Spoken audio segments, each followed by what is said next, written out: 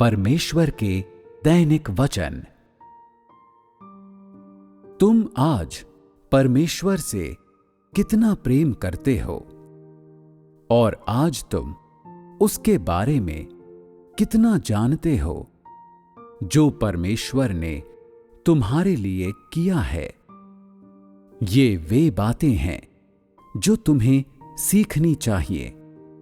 जब परमेश्वर पृथ्वी पर पहुंचा तो जो कुछ उसने मनुष्य में किया और जो कुछ उसने मनुष्य को देखने की अनुमति दी, वो इसलिए था कि मनुष्य उससे प्रेम करे और सच्चाई के साथ उसे जाने।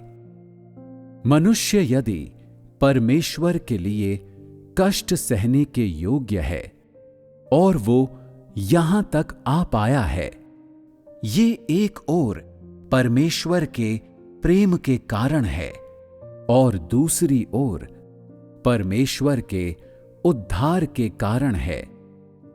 इससे बढ़कर ये न्याय और ताड़ना के कारण है जो परमेश्वर ने मनुष्य पर डाले हैं।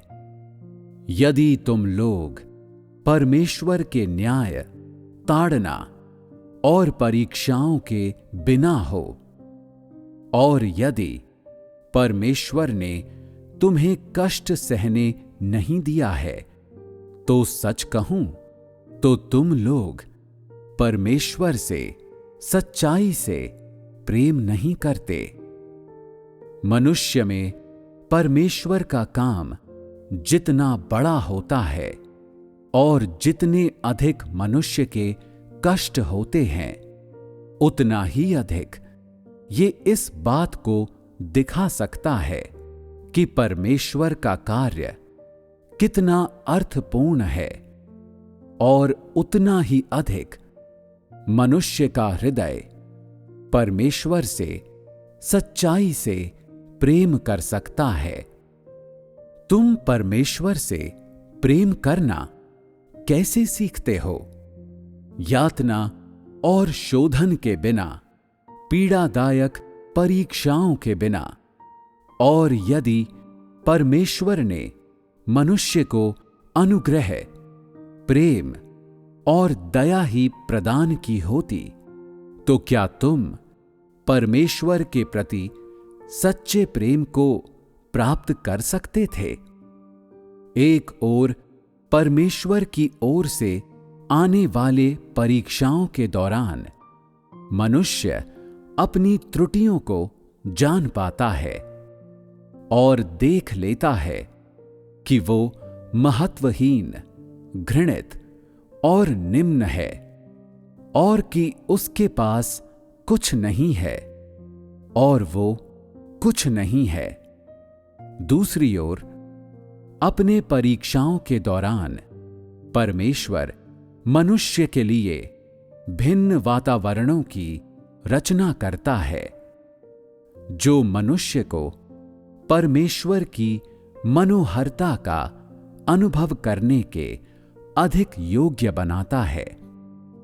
यद्यपि पीड़ा अधिक है और कभी-कभी तो असहनीय है और ये कुचलने वाले कष्ट तक भी पहुंच जाती है, परंतु इसका अनुभव करने के बाद मनुष्य देखता है कि उसमें परमेश्वर का कार्य कितना मनोहर है और केवल इसी नींव पर मनुष्य में परमेश्वर के सच्चे प्रेम का जन्म होता है।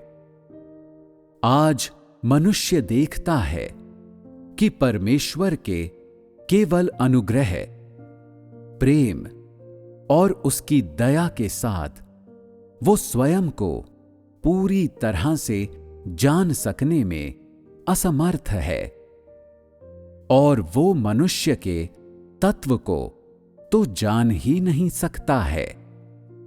केवल परमेश्वर के शोधन और न्याय के द्वारा, केवल ऐसे शोधन के द्वारा एक व्यक्ति अपनी कमियों को जान सकता है और जान सकता है कि उसके पास कुछ भी नहीं है। अतः मनुष्य का परमेश्वर के प्रति प्रेम परमेश्वर की ओर से आने वाले शोधन और न्याय की नींव पर आधारित होता है। शांतिमय पारिवारिक जीवन या भौतिक आशीषों के साथ यदि तुम केवल परमेश्वर के अनुग्रह का आनंद लेते हो, तो तुमने परमेश्वर को प्राप्त नहीं किया है और परमेश्वर में तुम्हारे विश्वास को सफल नहीं माना जा सकता। परमेश्वर ने शरीर में अनुग्रह के कार्य के एक चरण को पहले ही पूरा कर लिया है और मनुष्य को भौतिक आशीषें प्रदान कर दी हैं, परंतु मनुष्य को केवल अनुग्रह, प्रेम और दया के साथ सिद्ध नहीं किया जा सकता। मनुष्य अपने अनुभवों में परमेश्वर के कुछ प्रेम का अनुभव करता है और परमेश्वर के प्रेम और उसकी दया को देखता है। फिर भी कुछ समय तक इसका अनुभव करने के बाद वो देखता है कि परमेश्वर का अनुग्रह और उसका प्रेम और उसकी दया मनुष्य को सिद्ध बनाने में असमर्थ हैं और उसे प्रकट करने में भी असमर्थ हैं, जो मनुष्य में भ्रष्ट है, और न ही वे मनुष्य के भ्रष्ट स्वभाव से उसे आजाद कर सकते हैं या उसके प्रेम और विश्वास को सिद्ध बना सकते हैं।